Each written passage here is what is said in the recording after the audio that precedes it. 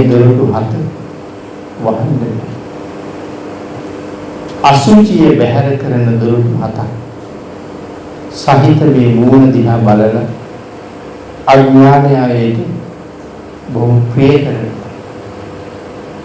නමුත් මේ කය ගැන මේ විදිහට මනාව පැහැදිලි කරපු අපේ බුදුරජාණන් වහන්සේ බිම්බිසාර මහරජුරුවන්ගේ අග්‍රමහේශිකාව කේමා විසල්කත් මේ කාරණාවම පැහැදිලි කරලා අන්තිමට භාග්‍යතුන් වහන්සේ කේමා විසවගෙන් අහන්නේ කේමයිනි අඥානයගේ එකම පැතුම මේ කහල් ගොඩද කියලා. භාග්‍යතුන් වහන්සේ අහපු වචන අපේ ජීවිතේ හොඳට දැනෙනවා. කේමයිනි අඥානයගේ පරම පැතුම මේ කහල් ගොඩද කියලා. අපි දන්නවා පිළිතුරු මේ සමාජයේ භාග්‍යතුන් වහන්සේගේ වචනයෙන් සඳහන් කළොත් මේ කහල් ගොඩ නිසා කී දෙනෙක් මරා ගන්නවද? කී දෙනෙක් සියලු විහානි කර ගන්නවද? කී දෙනෙක් යුතුයකම් අත්හරිනවද? කී දෙනෙක් අකුසල් රැස් කරනවද? නම් භාග්‍යතුන් වහන්සේ අහපු වචනේ හොඳට දැනුණොත් ජීවිතය වෙනස් කරගන්න පුළුවන් හොඳ වචනයක් භාග්‍යතුන් වහන්සේ අහලා තියෙනවා. අඥානයගේ පරමතුම මේ කහල් ගොඩ කියලා. ඒ කියන්නේ අපිට භාග්‍යතුන් වහන්සේ මේ විදිහට මනාවට තිස්සහාමුදුරන්ගේ අෂ්ටාංග සමන්වාගත බ්‍රහ්මස්වරයෙන් මේ ගාථාරත්නේ පැහැදිලි කරලා දේශනා කරාම තිස්සහාමුදුරු දේශනාව අවසානයේ සෞඛ්‍ය දේශනාසලා උතුම් වූ අරහත්ත්වයෙන් ලබා ගත්තා. පින්තුනි තිස්සහාමුදුරු එදා පිරිනිවන් පෑවා. අපේ බුදුරජාණන් වහන්සේ තිස්ස රහතන් වහන්සේගේ දේහය ආදාහනය කෙරුවා. ධාතුන් වහන්සේලා ටික ගෙන්න ගත්තා. චෛත්‍යයක් හදන්න සුදුසුයි කියලා දේශනා කළා තැන්පත් කරලා. මම පස්සේ දවසක පුතජන භික්ෂුන් වහන්සේලා රහත් නොවිච්ච භික්ෂුන් වහන්සේලා බුදුරජාණන් වහන්සේගෙන් ප්‍රශ්නයක් කරුවා. ස්වාමීනි භාග්‍යතුන් වහන්සේ තිස්සට මොකද වුනේ කියලා. එහෙම නැත්නම් තිස්ස කොහෙද ගියේ ස්වාමීනි කියලා. රහතන් වහන්සේ නමක් කියලා කියන්නේ බුදුරජාණන් වහන්සේගේ ලය මඩලින් උපන් පුතු හැටියට හඳුන්වනවා. මගේ පුතා සංසාරේ අතහැරලා යන්න ගියා. අර භික්ෂුන් වහන්සේලාට ප්‍රශ්නයක් ඉතිරිුණා.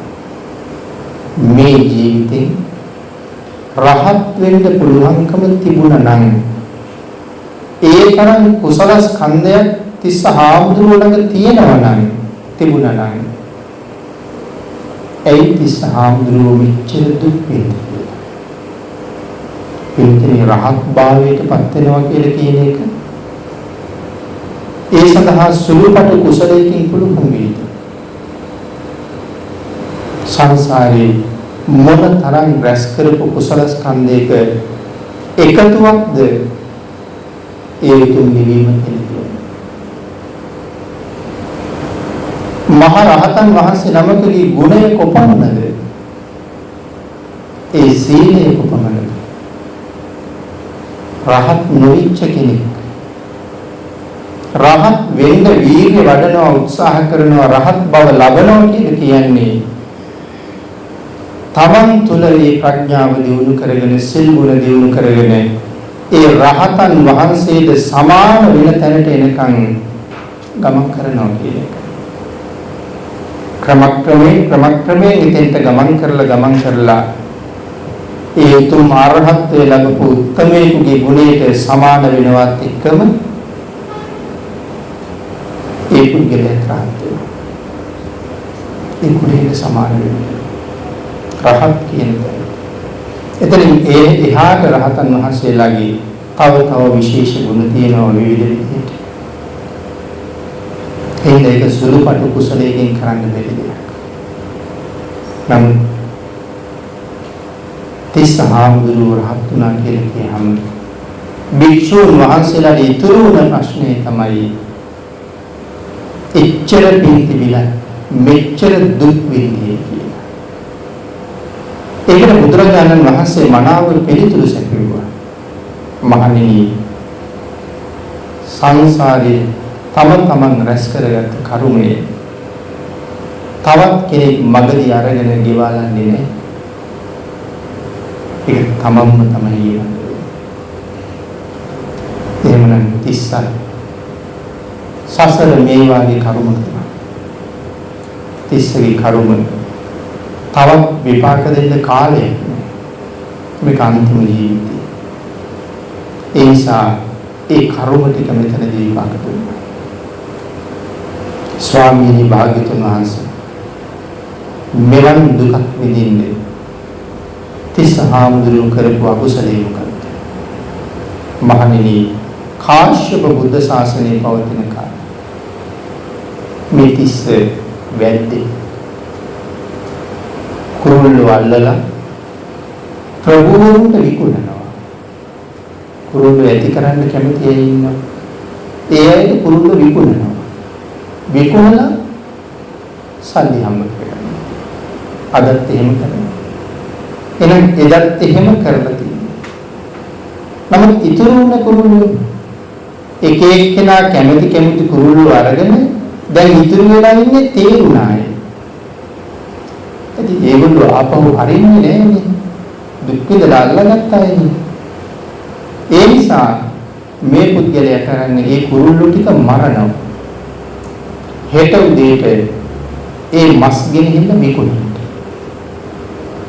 පිළිතුරු එහෙම මරලා පහෝදාට බලහම ඒ මස් හුඟක් නරක වෙනවා. එතකොට ආයෙත් පාඩු. ඒ නිසා මොහු ආයෙත් උපායක් කල්පනා කළා. එහි ප්‍රතිඵලයක් හැටියට ඔහු තීරණය කරනවා මරන්නේ නැහැ.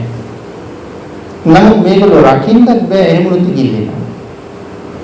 ඒ නිසා හැම කුරුල්ලෙන්ගේම කකුල් දෙක කඩනවා. පාද දෙක කැඩුවහම කුරුල්ලට ඉගිල්ලෙන්නේ. ඉගිල්ලෙන්න වාරුගත්තේ පාදවල. කකුල් කඩලා නතර වුණේ නෑ ඔහු. පියාපත් අල්ලලා පොඩි කරනවා. පියාපත් ඇටකොටුවක් කුල් කරලා දානවා. අසීමාන්තික වේදනාවකින් පෙළෙනවා.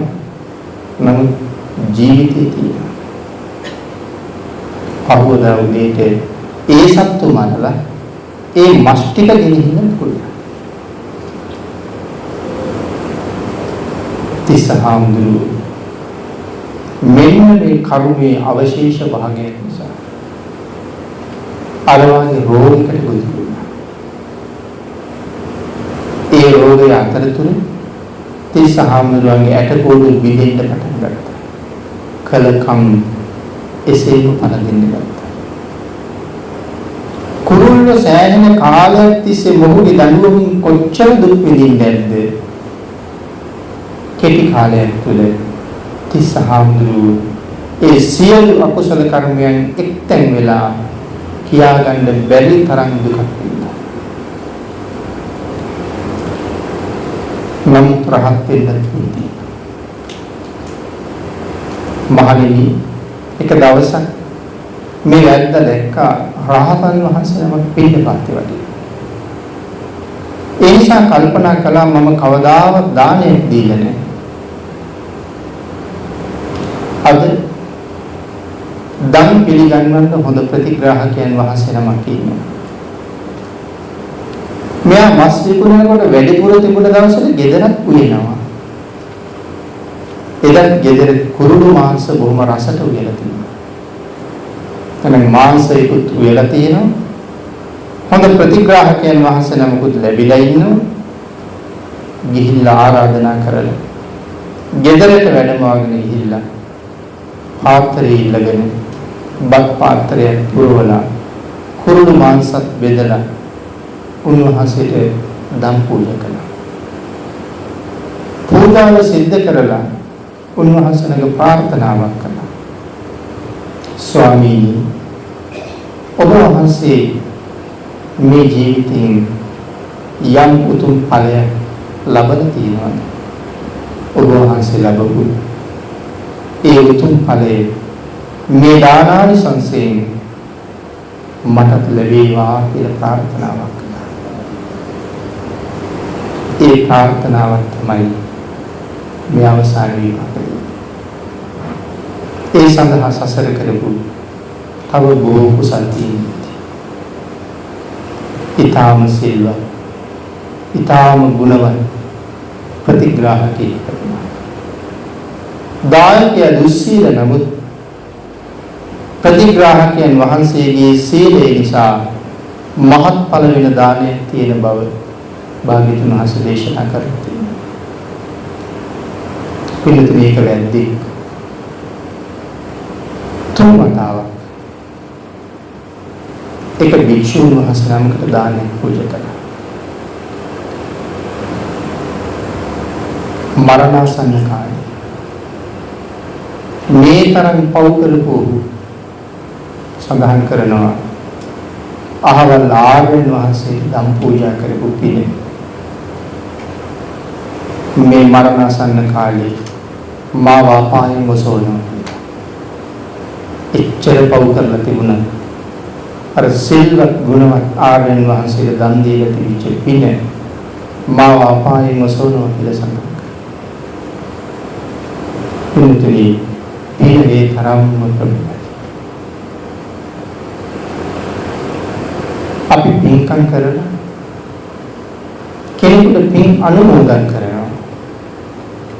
නමුත් අපේ ජීවිතවල කවදාවත් අහලා නැහැ පව්කම් කරලා පව් අනුමෝදන් කෙරුවොත් කියලා. පව් අනුමෝදන් කරලා නැහැ කාටවත්. අපි කරපු පව් වාර දෙන්නත් බෑ කාටවත්. සමහර අය නම් කියනවා ඕන දෙයක් කරන්නේ ඒ පව් මම බාර ගන්නම් කියලා. පැවැටෙන්නේ පායේ පව් ඒගොල්ලන්ට බාර ගන්න බෑ. කළොත් මමම විඳවන්න වෙනවා. පව් දෙන්න බෑ. පින් දෙන්න පුළුවන්. මොකක්ද ඒකේ වෙනස? මනුස්ස ලෝකයක කරන්න පුළුවන් ලොකුම අකුසල කර්මය තමයි ආනන්තරී කර්මය. ආනන්තරී කර්මයක් කළොත් යම් කෙනෙක් අවීචී දුක් විඳින්න සිද්ධ වෙනවා. ඒක නවත්තන්න තව සමත් කෙනෙකුත් කොච්චර කාලයක් අන්තර්කල්පයක් අවීචී ආවිෂය අන්තර්කල්පය කියලා සඳහන් කරන්නේ. මනුස්ස වර්ෂ වලින් අසංඛ්‍ය 86 ලක්ෂ 40,000 ආනන්තරී කර්මය නිසා අවීචී දුක් විඳින්නේ. නම් ඉන්නතේ ඊට වඩා හුඟක් මේ ලෝකේ ඊටාම පුංචි කුසල කර්මයක් කරලා මහා කල්ප ලක්ෂ ගණන් සුගතියේ සැප විඳපු අය ගැන සඳහන් කරනවා. සුවන මාලා කර අපේ බුදුරජාණන් වහන්සේට සමන් මල් නැලි 8ක් පූජා කළා. අති දීර්ඝ කාලයක් කල්ප ගාන සුගතියේ සැප විඳිනවා. තවත් එක පුද්ගලයෙක් ලෞතර බුදුරජාණන් වහන්සේ ළමකගේ කුටිය සුවඳ දුමින් සුවඳවත් කරපු පිනට මහා කල්ප 30000 සුගතියේ සැප විඳිනවා. කුටියට සුවඳ දුම් අල්ලපු නිසා මහා කල්ප 30000. නමුත් ඒ මනුස්ස ලෝකේ කරන්න තියෙන ලොකුම පින්කම කුටියකට සුවඳ දුම් අල්ලුවට වඩා අපිට තව කරන්න පුළුවන් ලොකු පින්කම් මේ ශාසනයේ කොච්චර උගන්වලා තියෙනවද? එහෙනම් මේ ශාසනයේ පින්කම් අතර සුළු කුසල කර්මයකට ඒ තරම් සැපයක් ලබලා දෙන්න පුළුවන්. නමුත් පාප කර්මයේ කෙරවලේ තියෙන ආනන්තරයේ කර්මයේ අන්තර්කල්පයේ විපාකයි. එහෙමනම් පව පිනට වඩා හුඟක් බාලයි. නම් පින පවට වඩා හුඟක් පොදුයි. ඒ නිසායි පින් දෙන්න පුළුවන්කම තියෙන්නේ. මේ කාරණාව මේ ලෝකේ ඉපදිච්ච අපිට මහ පුදුම සහනදායී වචන. ශ්‍රද්ධාව පෙරදරි කරගෙන බුදුරජාණන් වහන්සේ ළඟ යම් කෙනෙක් වැඳ වැටුණොත් ඒ කුසලයෙන් පිළිතුරේ අපි සුගතිගාමී කරනවා. අරහන් ගුණේ පැහැදිලි කරන තැන ඒක මනාව සඳහන් කරනවා. ස්වාමීන් භාග්‍යතුන් වහන්සේ දෑත දෝත එකතු කරගෙන අපමණ ශ්‍රද්ධාවෙන් යම් කෙනෙක් භාග්‍යතුන් වහන්සේ ළඟ වැඳ වැටෙන්නේ ස්වාමීනි ඒ පුද්ගලයාට අප්‍රමාණ දිව්‍ය මානුෂික සැප සම්පත් උදා කරලා දෙන්නට තරම් භාග්‍යතුන් වහන්සේ සතු සීල සමාධි ආදී මහා ගුණයට හැකියාවක් තියෙන නිසා ස්වාමීනි අරහං කියලා කියනවා. කවුරු ගාවද ගුණ තියෙන්නේ? බුදුරජාණන් වහන්සේ. යමෙක් ශ්‍රද්ධාවෙන් ගිහිල්ලා ඒ ගුණේ ළඟ වැඳ වැටෙන එකයි කියන්නේ. භාග්‍යතුන් වහන්සේගේ සීලයට පෞකාරාපි සුගතියට ඔසවන්න පුළුවන්. පිළිතුරේ අපේ බුදුරජාණන් වහන්සේ එක දවසක් මහා කරුණා සමාපත්තියෙන් ලෝක ධාතුව බලා වදාරන වෙලාවේ එක මහලු කාන්තාවක් දැක්කා. ඒ කාන්තාව එදාම මැරෙනවා. මැරිලා නිරේ උපදිනවා. භාග්‍යවතුන් වහන්සේ ඇයට පිළිට වෙන්න තීරණය කළා. ඇය මුණ ගැහෙන්න පාරේ එදා භාග්‍යවතුන් වහන්සේ පිළිපත් වෙනවා. අර කාන්තාවන් තමන්ගේ පැල්පතෙන් සැරයටියක් අරගෙන එළියට වැස්සා. හිඟමක් ඇතින්නේ. භාග්‍යවතුන් වහන්සේට මගදී මුණ ගැහුණා. ඇය මුණ ගැහුණාම අපේ භාග්‍යවතුන් වහන්සේ තන නතර වුණා. ඒ මහලු කාන්තාව පාරෙන් ඈත්ලා නතර වුණා. නමුත් භාග්‍යවතුන් වහන්සේ වඩින්නේ නැහැ ඉදිරියට. මුගලන් මහරහතන් වහන්සේ කල්පනා කළා ඇයි භාග්‍යවතුන් වහන්සේ වඩින්නේ? උන්වහන්සේගේ හැකියාවෙන් බලහම මේ කාන්තාවට පිළිට වෙන්න යද වැඩලා තියෙනවා. ඒ නිසා ඇය ළඟට ගිහිල්ලා කිව්වා තිරුගුරු බුදුරජාණන් වහන්සේ ඔබටම අනුකම්පා පිණිසද මේ මාවතේ වැඩිය. වැඳගන්න කියලා. ඒ මහල්ල බොහොම අමාරුවෙන් දන ගහලා ගන්න. භාග්‍යවතුන් වහන්සේට ආශිර්වාද කළා. ආශිර්වාද කළා භාග්‍යවතුන් වහන්සේ ඉස්සරහට වැඩිය. ඇය විදින ගමන් එළදෙනක් ඇනලා එදාගේ ජීවිතේ ඉවර වුණා. මරණයටපත් වෙනවත් එක්කම ඇය සුගතිගාමී වුණා. ඒ භාග්‍යවතුන් වහන්සේට වන්දනා කරපු පිළිතුරු කුසලයේ කුච්චල බලවත්. ඊළඟ පිළිතුරු මේ ධර්ම කාරණාවත් එක්ක අපි තවත් සාකච්ඡා කරමු මේක අපේ ජීවිතයකට ගලප ගන්න. අපි මුලින්ම කතා කළා චිරණති මේ කය ඕනෑම මොහොතක මේ මහ පොළොව මත ඇදලා දෙන්න පුළුවන්. ඕනෑම මොහොතක ඇදලා දෙන්න පුළුවන් කියලා කියහම එහෙනම් අපි හැමෝම තීරණය කරන්න ඕනේ. දැන් මරුණු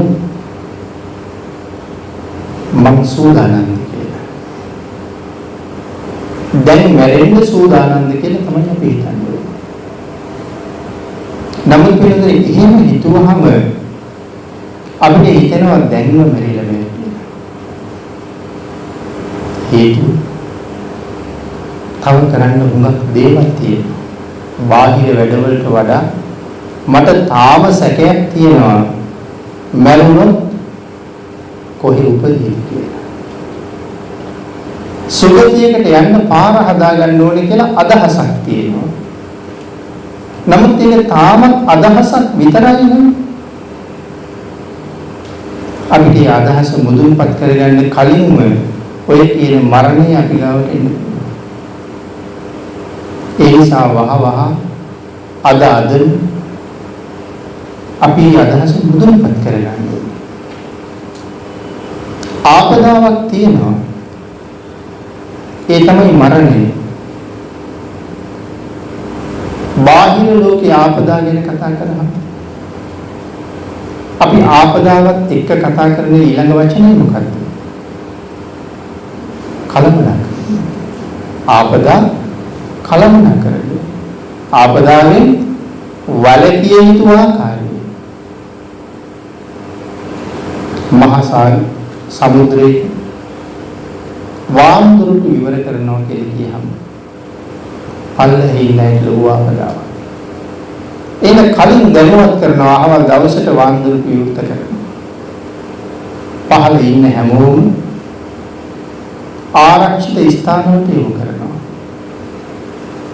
අහවල් කඳු නායෑමට සූදානම් පල්ලෙහි ඉන්න අය අපි අයින් කරනවා. ගම් වතුරක් එනවා. ඊට කලින් ගොදුරු වෙන්නේ ඉන්න අය අයින් කරනවා. ඒක තමයි ආපදා කලමනා කරන්නේ. පිළිතුරු ඒ හදන්නේ මැරෙයි කියලා බේරගන්න. නම් ගම් වතුරෙන් බේරලා ගෙනාවට චිර නැති මේ කය ඔය කලමනා කරන මධ්‍යස්ථානයේ තුල ඇදලා තියෙන වෙයි.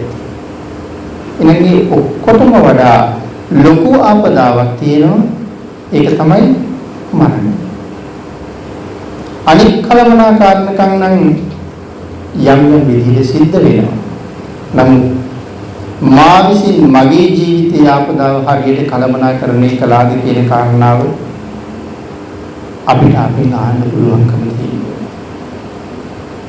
ඒ කලමනාකරණයේ දුර්වල නම් සංසාරේ බොහෝ භයානක දුක්වලට මුහුණ දෙන්න සිද්ධ වෙනවා. ඔබ හරියටම කලමනාකරණයේ ප්‍රගුණ කරලා තියෙනවා නම් කොතන වැටුණත් කමක් නැහැ. ඔබ සූදානම්. අපි භාග්‍යතුන් වහන්සේ අපිට දුන්න ප්‍රාථමික කාරණය. ඒ තමයි පන්සිල්. ප්‍රාථමික කියන වචනේ පාවිච්චි කළේ ඒ සීලය හැලු කරන්න නෙමෙයි. පංච සීලය කියලා කියන්නේ ඊට උසස් සීලය. නම් පන්සිල් වලට වඩා තවත් උසස් සිල් තියෙනවා. ඒ සීල මට්ටම් වල හැටියට පන්සිල් කියලා කියන්නේ ප්‍රාථමික සීලය. යම් ළඟ තිසරණයි පන්සිල් තියෙනවා නම් ඔබ ආපදාව බොහෝ දුරට කලමනාකරණය කරලා තියෙනවා. හොඳටම කලමනාකරණය කළා නම් සංසාරේ අතහැරලා යන්න බෑ. නම් තිසරණයි පන්සිල් තියෙනවා නම් මේ ජීවිතේ කොතන මරුණත් බය නැහැ. හේතුව සුගතියට උපදින. ඒ සීලේ කොයිතරම් උතුම්ද? බුදුරජාණන් වහන්සේ අපිට කොච්චර අනුකම්පා කළාද කියන කාරණාව වැටහෙන්නේ එතකොට. මහා කල්ප සංඛ්‍ය 4 තවත් ලක්ෂ 1ක් තමන් වහන්සේගේ අතට හම්බ වෙච්ච නිවන පැත්තක තියලා මේ සා දීර්ඝ කාලයක් සංසාරයට බැස්සේ වෙන කවුරුවත් නිසාද සසර ඊම හොයාගන්න බැරුව දඟලන අපිට සසර ඊම හොයන්නේ අපි මේ කොයි තරම් කැපකිරීමක් කළාද? භාග්‍යතුන් වහන්සේ පන්සිල් ගැන අපිට දේශනා කළේ නැත්නම් අපි පිළිතුරු හිතලා බලන්නකෝ. ප්‍රාණඝාත කරන්න එපා කියලා අපිට කවුද කියන්නේ මේ සංසාරේ? හොරකම් කරන්න එපා කියලා මේ සංසාරේ වෙන කවුරු කියයිද අපිට? මේ සිල්පද පහ උගන්වන්නේ වෙනත් කවුරුවත් අපි ගාවට එයිද? අපිට ඕක උගන්වන්නයි තමන් වහන්සේට ලැබුණ නිවනත් ඒ සාදු ඉඳලා සම්මා සම්බුද්ධත්වයේ ලැබලා අපිට නිතරම ආරක්ෂා කරගන්න මේ සීලය ගැන දේශනා කළා. කෙනෙක් දීර්ඝ කාලයක් මේ සීල් රැක්කොත් ඔහු මොනතරම් සතුටට සහ රැකවරණයටපත් වේද? ඔහුගේ ආපදාව කොයිතරම් කළමනාකරණය කෙරෙන්නේ? සුළු මොහොතක් මේ සීලය රැකගත්ත කෙනෙක් කොයිතරම් සැපයක් ලබලා තියෙනවද? දේවතා සංගීතයේ අපූර්ව කතාවක් සඳහන් වෙනවා මේ ගැන. 700ක් පිරිස නැවත නැගලා වෙළඳාම යනවා. වෙළඳාම යනකොට මහා සුළඟකට අහු වෙලා ඒ අයගේ නැව සාගරයේ මැද්දට වේගින් ගසාගෙන යනවා. මහ කුණාටුවත් එක්ක නැවට වතුර පිරෙන්න පටන් ගන්නවා. 700ක් ඉන්නවා මේ නැවේ ඉතන. ඒ අය තමන්ගේ ඉෂ්ට දේවතාවුන් සිහිපත් කර කෑකෝ ගන්නවා. මරණ බය විලාප කරනවා. එක පුද්ගලයෙක් විතරයි එක තැනක බද්ධ පරියන්කේ වාඩි වෙලා බොහොම නිර්භීතව වෙන්නේ මොකක්ද කියලා බලාගෙන ඉන්නවා. අර කෑකෝ ගහ දඟලන පිරිස මේ නිර්භයව නිහඬව ඉන්න පුද්ගලයා බලලා පුදුමයටපත් වුණා. ඒ කතා කරලා ඔහුගෙන් අහනවා ඔබට බය නැද්ද මරණය ගැන කියලා. ඔහු කියනවා මට ඒ ගැන කිසිම බයක් නැහැ. ඔබ බය වෙන්නේ ඇයි කියලා අහනවා. ඔහු සඳහන් කරනවා මම නැවට නගින්න කලින් මහා සංඝරත්නයට දන් දීලා තිසරණෙහි පිහිටලා පන්සිල් සමාදන් වෙලා යාවි. මම මැරෙන්න බය නැහැ. මේක අපිට කරන්න බැරි බොහොම අමාරු වැඩක්ද මේ සඳහන් කරලා තියෙන්නේ. සංඝයාට දන් දුන්නා. තිසරණෙහි පිහිටියා පන්සිල් සමාදන් වුණා. ඒකව සඳහන් කරනවා මරණය සිද්ධ වෙනවා. නමුත් මම සුගතියක උපදින බව මට විශ්වාසයි. අර 700ක් දෙනා කෑකෝ ගහන එක නතර කරලා ඔහුට ආයාචනා කරනවා අනේ ආචාර්යතුමනි ඔබ සරණ ගිය ඒ තිසරණයත් ඔබ පිළිපියා වූ පංචශීලයත් තුල අපිව පිළිටවන්න බැරිද කියලා පුළුවන් කීවා. ඔවුන් හැමෝගෙම එකම ඉල්ලීම අපිට ඒ නිර්භය බව දෙන්න කියලා. මේ පුද්ගලයා ඊට පස්සේ මේ 700ක් පිරිස කණ්ඩායම් 7කට බෙදුණා. ඒ කියන්නේ එක කණ්ඩායමක 100යි. 100 කොටස් 7ක්.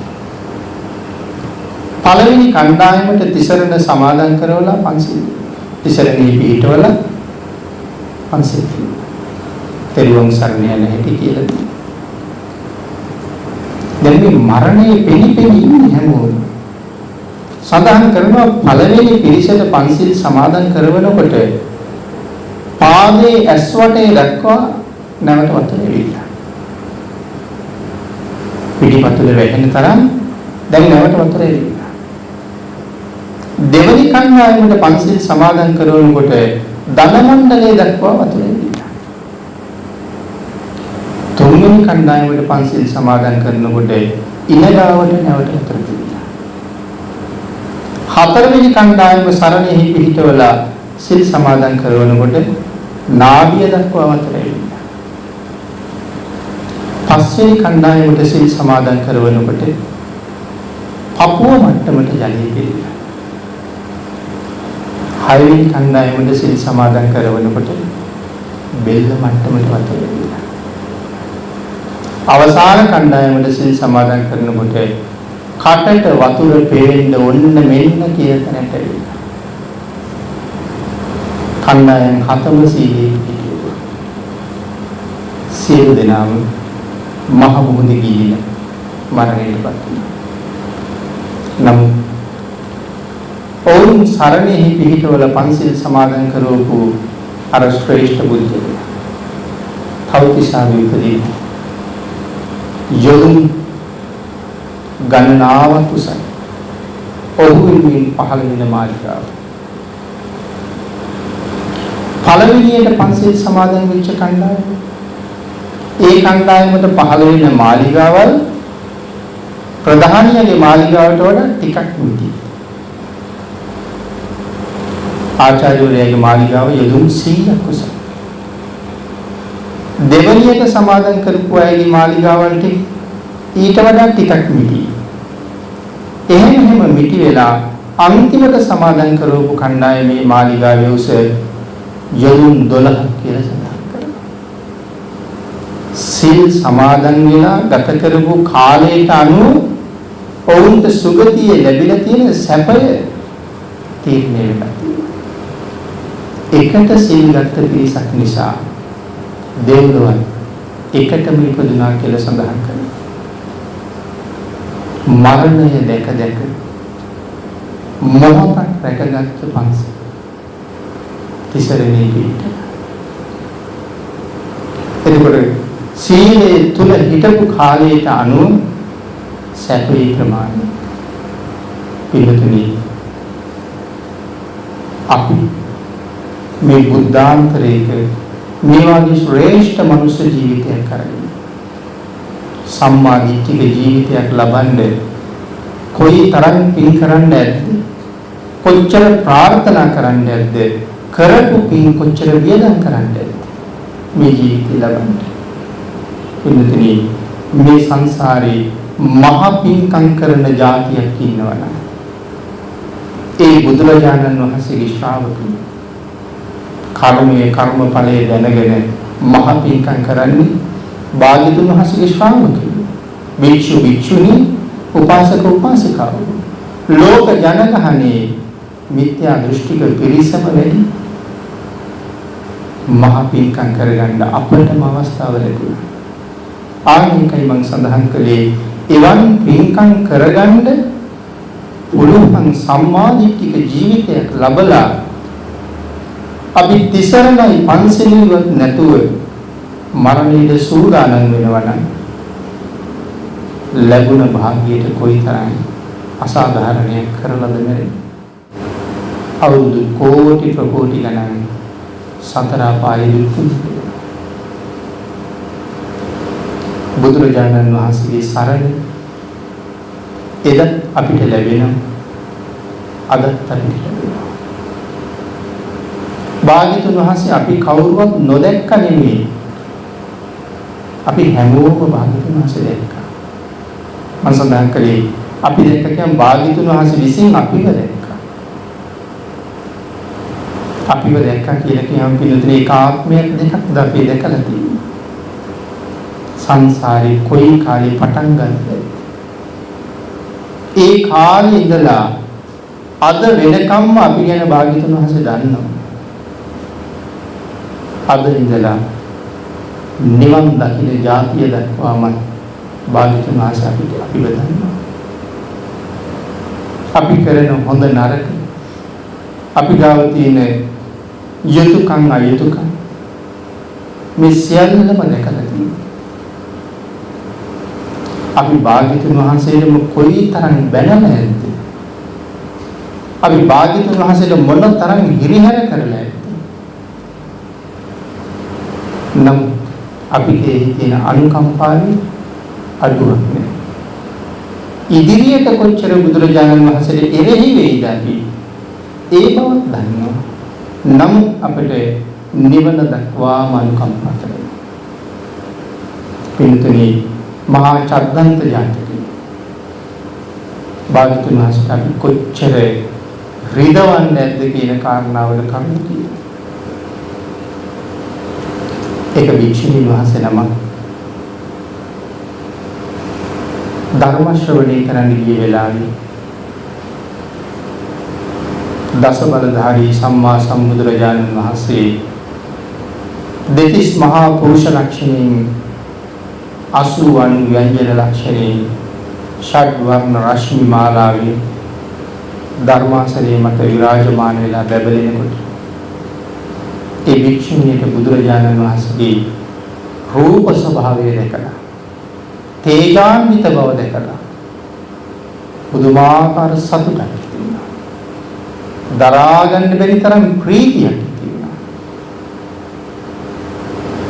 ඒ කල්පනා කළා මේ මහා පුරුෂයා සංසාරේ මට කොහෙද හරි මොන ගිහිලා තියෙනවද? මම මේ සංසාරේ කවදා හරි භවයක මේ මහා පුරුෂයාට පාද පරිචාරිකාව වෙලා තියෙනවද? ඒ කියන්නේ නම් ධ්‍යානයෙන් මෙනෙහි කරන්න පුළුවන් කියලා. ආන්නේ ආරම්භ කරනකොට ඒ භික්ෂුණිය දැක්කා එක භවයක භාග්‍යතුන් වහන්සේට නැත්නම් බෝසතාණන් වහන්සේට පාද පරිචාරිකාව වෙලා තියෙනවා. තවත් බොහෝ භවයවල වල එහෙම වෙන්න ඇති. නමුත් මේ ජාතක කතාව පැහැදිලි කරන තැන සඳහන් කරනවා. ඒ බව Tamanට වැටහෙනවත් එක්කම ඇයට හයියෙන් හිනා ගියා. සතුට වැඩිකමට හයියෙන් සනහ පහළ වුණා. නැවත ඒ භික්ෂුණිය ආරමුණු කළා. එවන් ආත්මවල මගෙන් මේ මහා පුරුෂයාට කිසියම් අවැඩක් සිද්ධ වෙලා තියෙනවද කියලා. ආගේ අවස්ථාවේ එහෙම වෙලා තියෙන බවත් මම විසින් වැද්දෙක් ලව්වා මේ මහා පුරුෂයා ඒ භවයේ ඝාතනය කරවලා තියෙනවා. ඒක දැකලා හයියෙන් ඇඬුවා. අපේ භාග්‍යවතුන් වහන්සේ මදසිනහවක් පහළ කළා. භික්ෂුන් වහන්සේලා ඇහුවා ස්වාමීනි සිනහ පහළ කළා.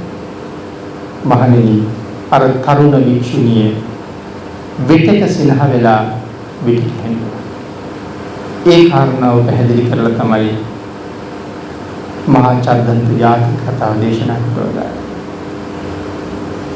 එහෙනම් ඒ භික්ෂුණිය එහෙම කළා වගේ අපේ භාග්‍යවතුන් වහන්සේට අපි කොයිතරම් කරදර කරලා එකවරක් සියවර දහස්වර ලක්ෂවර අපිට කරදර කරලා තියෙනවා. එතකොට මේ සංසාරේ ඉතා අතීතයේ ඉඳලා නිවන දක්වාම මම ගැන දකින භාග්‍යවතුන් වහන්සේ මේ තැනැත්තා මේ තැනැත්තිය මේ භික්ෂුව මේ භික්ෂුණිය මට මෙහෙම කළා කියන කාරණාවල් දැක්කේ නේද? එහෙම එකක්ම දැක්කා. පින්තුනි අද බුද්ධ වචනයට අකීකරු වෙනවා නම් ඒක දැකගන්න. ආන්ගේ නිසා එහෙම දන්නවා නම් හරියට කෙනෙකුට බුදුරජාණන් වහන්සේගේ ප්‍රතිමාව ළඟට ගිහිල්ලා මට හිතෙනවා මුව මඩල දිහා බලන්න බැරි වෙයි කියලා. ලැජ්ජයි හිතෙනවා. ධාතුන් වහන්සේලා වැඩ ඉන්න මන්දිරයකට ඇතුල් වෙන්න බැරි වෙයි. මම පිරිසුදු නෑ කියලා හිතෙනවා. ධාතුන් වහන්සේලා තැන්පත් කරලා තිබුණ වෙලාවේ ධර්මාශෝක රජුගේ ධාතුන් වහන්සේලා හොයනකොට කල්පතක ලියලා තිබුණේ දුප්පත් අය බුදුරජාණන් වහන්සේලාට යන්න එපා. මේ එළියේ තියෙන රන් රිදී මුතු මැණික් කරගෙන ආපහු යන්න. පිළිතුරේතන දුප්පත් කියන්නේ නැත්තේ ධනයෙන් දුප්පත්කම නෙමෙයි ආධ්‍යාත්මික දුප්පත්කම. එහෙනම් අපි ආධ්‍යාත්මයෙන් දුප්පත් නම් යටත් පිරිසෙන් පන්සිල්වත් නැත්තම් භාග්‍යවතුන් වහන්සේ හරියට අරමුණු කරලා මුව මඩල දිහා බලන්න බැරි කියලා මම සඳහන් කළා. නමුත් පිළිට වෙන හැටි අපි හිතන තැනක නෙමෙයි. අර භික්ෂුන් වහන්සේලා ඇහුවනේ ස්වාමීනි තිස්සර සංසාරේ ඉච්ඡර පින්ති බණන් මෙහෙම වුණේ කියලා. අදත් මිනිස්සු එහෙම අහනවා. සමහර කෙනෙක් මැරුණා. මේ ජීවිතේ කරපු ಗುಣ ගැන ගොඩක් කියනවා. දන්න කාලේ ඉඳලා කුරා කූඹියකටවත් නම් කරදරයක් කළේ නැහැ. නමුත් ඉතින් මෙහෙම වුණා. තිස්සහාමුදුරන්ගේ කතාවෙන් හොඳටම පැහැදිලි ඔවුන් සංසාරේ කරපු කර්ම මෙදා කොහොම ජීවත් වුණත් අතීත කර්මය ගෙවන්න වෙන කෙනෙක් නෑ. ඒක කවදා හරි මමම ගෙවලා ඉවර කරනවා. එහෙම පිළිතුරේ නමුත් තිස්සහාමුදුරන්ට බුදුරජාණන් වහන්සේ පිළිට වුණා.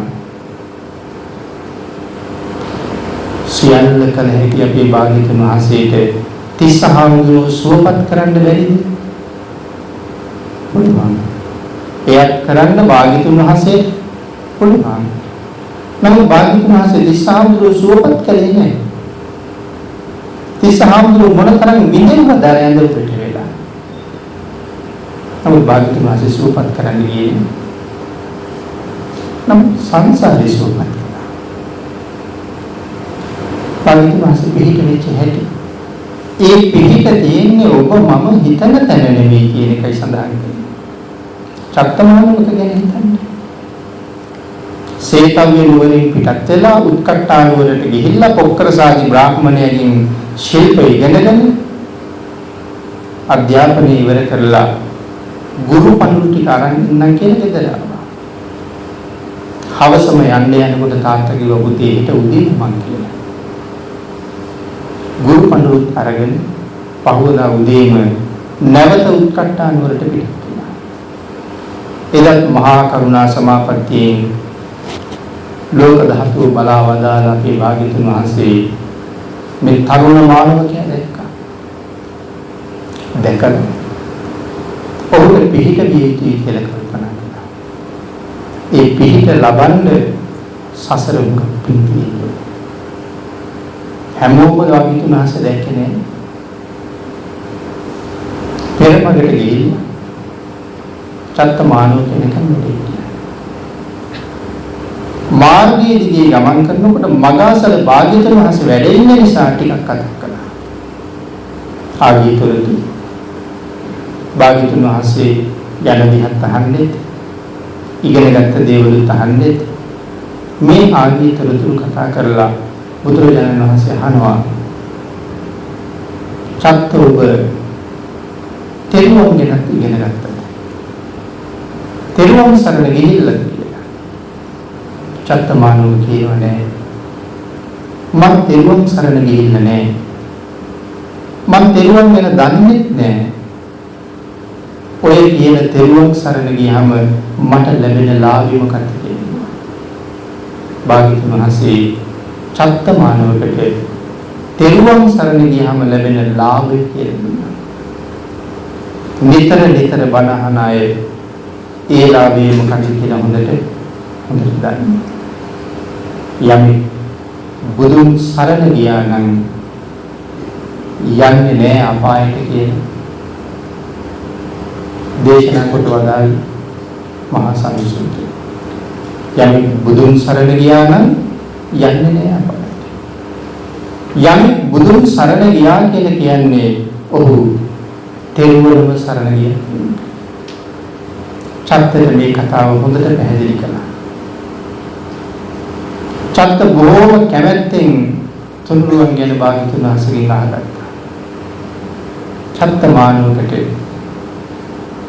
තුනුරුවන්ගේ ගුණ අන්තර්ගත ගාථා රත්නයන් 3ක් ඉගෙනුවා. ඊටාම දක්ෂයි. චත්තට ඒක හොඳට මතක හිටියා. බුදුරජාණන් වහන්සේගෙන් සමුගත්තා. ගාථා 3 සජ්ජහායනා කර කැලෑවල කරා චත්ත ගමන් කරනවා. කැලෑවේ හිටපු ගුරු කැලේ ඇතුලේ චත්ත වට කළා. වැලියෙන් කැලේ වැවිලා තියෙන තැනක සංගවිලා හිටපු හොරේ විසපුවා පුහිය චත්තගේ ශරීරයේ හරහා ගමන් කරනවා. චත්ත මානුක මෙරෙල වැටුණු කහවණු පොඩි ආරගෙන මේගොල්ලෝ නැගිලා. එන්නතුනි මග යන්නේන මිනිස්සුන්ගේ උත්කට්ටානුවරටත් සේතවිනුවරට චත්තමානෝක මග මෙරිල බව දැනගන්න ලැබුණා. ගුරු දෙදරින් සේ උත්කට්ටානුවරනුත් เ සේතවිනුවරනුත් අඳාගෙන ආවා. නමුත් චත්තමානෝක මැරිලා පාරට ටිකක් එහායින් දරසයක් හදලා චත්තමානෝකගේ දේහය ආදාහනය වෙනවා. අපේ භාග්‍යවතුන් වහන්සේ මානෝකයා පිටත් වෙනකොට භාග්‍යවතුන් වහන්සේත් වැඩම කළා. මානෝකයාට දෙව්ලොව උපදින්න මේ සරණ යෑම ප්‍රමාණවත් බව භාග්‍යවතුන් වහන්සේ දැනගත්තා. ඔහුට පන්සල් ගැන උගන්වලා ඉතින්. නම් බුදුරජාණන් වහන්සේ දන්නවා හොඳටම අර කැලෑ රොදීදී අනිවාර්යෙන් මේ ලස්සන තරුණයා මැරෙනවා කියලා. නමුත් සඳහන් කළාද අද ඔය පාරේ යන්න එපා කියලා. හොරු ඉන්න ආරක්ෂාවක් හදාගන්න කියලා. එහෙම සඳහන් කළේ නෑ. කෙනෙකුට ප්‍රශ්නයක් අහන්න පුළුවන් ඔහුගේ ජීවිතේ බේරන්න තිබෙන්නේ කියලා. නමුත් භාග්‍යවතුන් වහන්සේ සරල වෙන්නේ අපි හිතන විදිහට නෙවෙයි කියලා මම සඳහන් කළේ. මේ ජීවිතේ බේරනවට වඩා ඔහුගේ කර්මය ඔහුට විපාක දෙනවා. නමුත් දුගතියෙන් බේරගත්තා.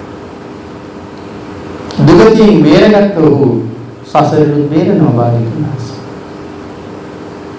මරණයටපත් වෙනවත් එක්කම නිින්දෙන් හැරුණා වගේ යොදුන් 30ක් කුස ඝන රත්තරන් විමානයක තාම ලස්සන දිව්‍යාංගනාවන් දහසක් පිරිවරාගෙන ඔහු තවතිසාවි උපන්තිය සඳහන් කරනවා. විමානෙන් විහිදෙන ආලෝකය යොදුන් 20ක් ඈතට ගමන් කරනවා. අපේ භාග්‍යවතුන් වහන්සේ ඊළඟට කල්පනා කළා චත්තමානෝක දිව්‍ය පුත්‍රයා තමන්ගේ පිරිසත් එක්ක මම දකින්න ආපහුනවා. පිටට තැනටම වැඩි යුතුයි. ඒ හරහා තවත් විශාල පිරිසක් මේ සංසාරේ විතර කරවන්න පුළුවන් කියලා. උත්කට්ටා සහ සේතවි කියන නගර දෙකෙන් විශාල ජනගහනයක් එකතු වෙලා හිටියා. භාග්‍යවතුන් වහන්සේ වැඩ ඉන්නවා. වික්ෂු මහා සංඝරත්නයත් එක්කයි මේ වෙලාවේ වැඩ ඉන්නේ. එන්නතුනි චත්තමානෝක දිව්‍ය පුත්‍රයා කල්පනා කළා මට මෙවන් සැපයක් කවුරු නිසාද? භාග්‍යවතුන් වහන්සේ නිසා බව දැනගෙන අර දිව්‍ය විමානෙම මනුස්ස ලෝකෙට එනවා.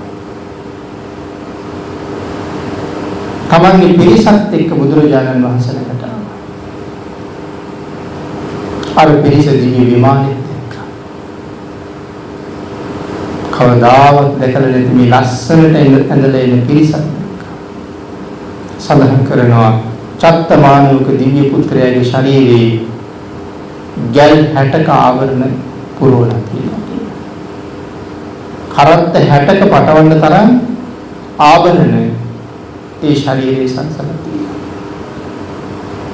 ඒ ආභරණ වලින් මොන තරම් කාන්තියක් පිළිදෙන්නේ. මනුස්ස ලෝකේ ඉන්න අපි එවන් අය දැක්කහම අපිට ආදාහ ගන්න බැරි වෙනවා. ඒ නිසා අර පිරිස ඇවිල්ලා අහනවා ස්වාමීනි කවුද මේ කියලා. භාග්‍යවතුන් වහන්සේ කල්පනා කළා මේ කවුද කියලා මොව් ලව්වම කියලා. චත්තමානෝක දිව්‍ය පුත්‍රයා තමන් මෙතෙන්ට ගියපු හැටි තමන් කවුද කියන කාරණාවත් එක්ක භාග්‍යවතුන් වහන්සේට සඳහන් කර භාග්‍යවතුන් වහන්සේ ළඟ වැඳලා ආන්ගේ කාරණාව ආරම්භය අර විශාල පිරිස බුදුන් සරණ ගියා. භාග්‍යවතුන් වහන්සේගේ සරණ ලැබුණේ ඇයි?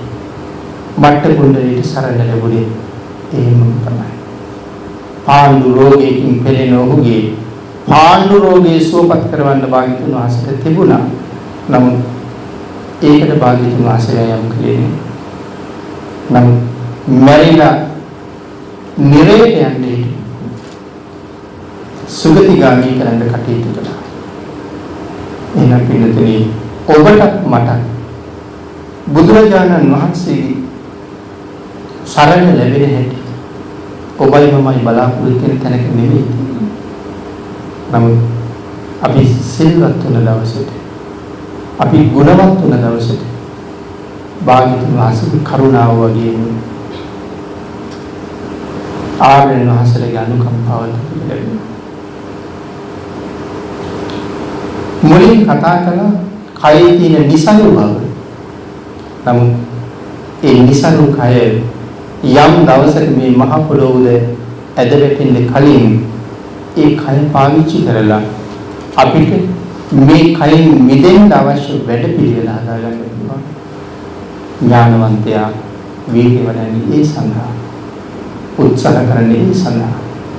අනිසා යටත් පිරිසෙන් තිසරණේ ඇති අපි පන්සිල්වත් ආරක්ෂා කරගන්නේ තව වටිනවා.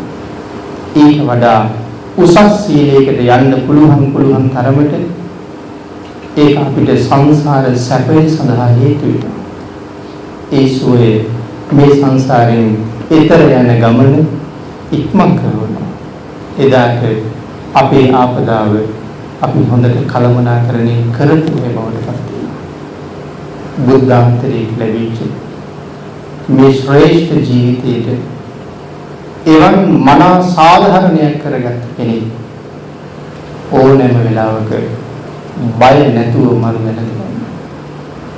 ඔබ දවසක මැරෙනවමයි. මම දවසක ඒ තත්වයට පත් වෙනවමයි. අති ගෞරවනීය මාගේ කල්යාණ මිත්‍රයන් වහන්සේ අම්මා වෙනුවෙන් සිදු කරන පින්කම සිදු කරන්නේ සමාරම්භක අවස්ථාවේදී මේ අවස්ථාව යොදාගත්ත කියලා අපි මතක් කළා. පිළිතුරේ ඔබ වෙනුවෙන් මම වෙනුවෙන් පිරිස් එකතු වෙලා මෙහෙම පින්කමක් කරන දවසක් අනිවාර්යයෙන් වෙනවා. එදාට අපි නැහැ. නම් කවුරු හරි ඒක කරනවා. ඒ කියන්නේ අනිවාර්යෙන් අපි මැරෙනවනේ. ආන්ගේ මැරෙන කෙනා මොන ස්වභාවයක් තුල මැරුණා? පිළිකාවක් හැදිලා මැරුණා. වකුගඩු දිය වෙලා මැරුණා. අක්මාව දිය වෙලා මැරුණා. වාහනයකට යට වෙලා මැරුණා. පිළියෙන් යනලා මැරුණා. වෙඩි තියලා මැරුවත් මොන තත්ත්වයේ යටතේ නමුත් මරණය එනකන් බලාගෙන ඉන්නකොට සතුටින් ඉන්න පුළුවන් නම් ජීවිතේ ඔහු ජීවිතේ සාධාරණය කරගන්න.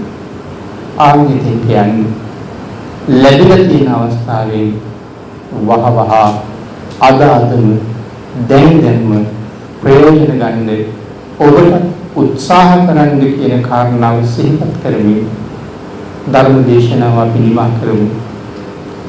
මෙතෙක් වේලා ධර්ම දේශනා කරන ධර්ම ශ්‍රවණය කරන ඔබ මම ඇස් කරගන්න මහා කුසල ස්කන්ධය. ඒ කුසල ස්කන්ධයේ මෙච්චරයි මෙපමණයි කියලා නිමක් නෙවෙයි. මේක බොහෝ දිනකට කලින් මෙදන ප්‍රාප්තියටපත් වෙන වාසනාවන්ත සත්පුරුෂ පුතේ සම්මා සම්බුද්ධ ශාසනයට නිර්ලෝභීව පූජා කරපු මේ ශාසනය තුළ බොහෝසේ ගුණ පුරලා බොහෝ දිනකට මහා කල්යාණ මිත්‍රයෙක් බවට පත් වෙලා තමන් වහන්සේට සසරින් ඈතර යන්න අවසාන වෙලාවේ තනියම හිතලා ආශිර්වාද කළේ. අවසරයි අපේ ස්වාමීන් වහන්සේගේ අම්මට ඒ වගේම රටට ජාතියට ආගමට මහ මෙහෙවරක් කරන්න පුළුවන් ශ්‍රද්ධා සම්පන්න ගුණ සම්පන්න තවත් පුතාලා දෙන්නෙක් හදලා නිදන ප්‍රාප්තියටපත් වුණ ප්‍රේමකාන්ති පෙරේරා දයාවරණීය මෑණියන්ට අපි රැස් කරගත් මේ උදාර පුණ්‍ය සම්භාර ධර්මයන් සියල්ලම බොහෝ සතුටු සිතින් අනුමෝදන් කරවමු. මෑණියන් අපි අනුමෝදන් කරන මේ මහා කුසල ශක්තිය අනුමෝදන් වේවා. ජීවත් වෙලා ඉන්න කාලය තුල එතුමිය රැස් කරගත්ත ඒ උතුම් පුණ්‍ය සම්භාරයට අපි අනුමෝදන් කරන කුසලයක් බොහොම සතුටින් අනුමෝදන් වෙලා සසර නිවන ලබා ගන්නතුරු සතර අපාය ආදී දුගතියකට කිසියම් හේතුවකින් කුමන ආකාරයකින්වත් ඇදෙනු වෙති සුගතියෙන් සුගතියට ගමන් කරමින් සැපයෙන් සැපයටපත් වෙමින් සසර නිවන් මඟ ඊටම ඉක්මන් භවයක සැප සහිත ප්‍රතිපදාවෙන් මුදුන්පත් කරගන්න මේ පුණ්‍ය ආශිර්වාදයේ හේතු වාසනා වේවා කියලා සාදු කියලා ප්‍රාර්ථනා කරනවා.